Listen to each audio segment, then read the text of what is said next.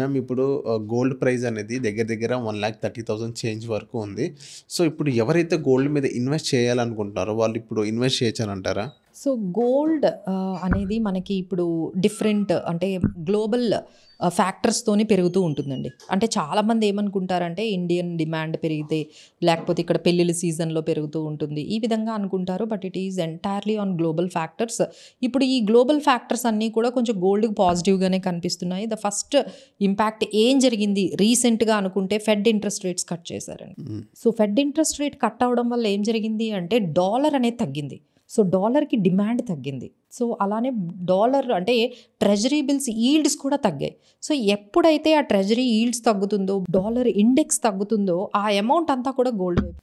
So this is the major like అంటే comeback మళ్ళీ గోల్డ్కి కొంచెం పాజిటివ్గా వచ్చిన న్యూస్ అయితే ఇది మనం అని చెప్పొచ్చండి. సో మళ్ళీ అగైన్ ఒక రేట్ కట్ 2026లో కూడా ఉండొచ్చు అనేది ఇన్ఫ్లేషన్ కానీ పెరిగితే మళ్ళీ ఇంకొక రేట్ కట్ ఉండొచ్చు అని కూడా చెప్తూ ఉన్నారు.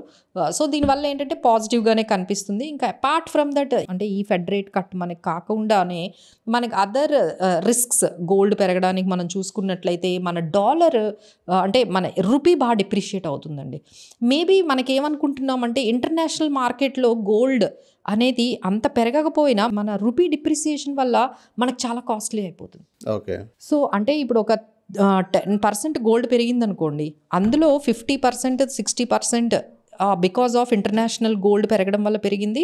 ఇంకొక ఏదైతే 30-20% ఏదైతే ఉందో అదంతా కూడా మనకి రూపీ డిప్రిసియేషన్ వల్ల మనకి పెరిగింది. సో ఇప్పటికీ కూడా మన రూపీ అనేది ఆల్ టైమ్ లోకి వెళ్ళిపోయింది. 90 రూపీస్ పైనే మనకి అంటే 90.40 వరకు కూడా వెళ్ళింది. ఈ విధంగా రూపీ కానీ ఇంకా డిప్రిషియేట్ అయితే డెఫినెట్లీ ఇంకా గోల్డ్ మనకి ఎస్పెషల్లీ ఇండియాలో రూపీ డిప్రిసియేషన్ వల్ల ఇంకా గోల్డ్ పెరిగే అవకాశం మన డొమెస్టిక్గా అది ఒక నెగిటివ్గా మనకి గోల్డ్ ఇంకా పెరగడానికి అవకాశాలు ఎక్కువగా కనిపిస్తున్నాయి.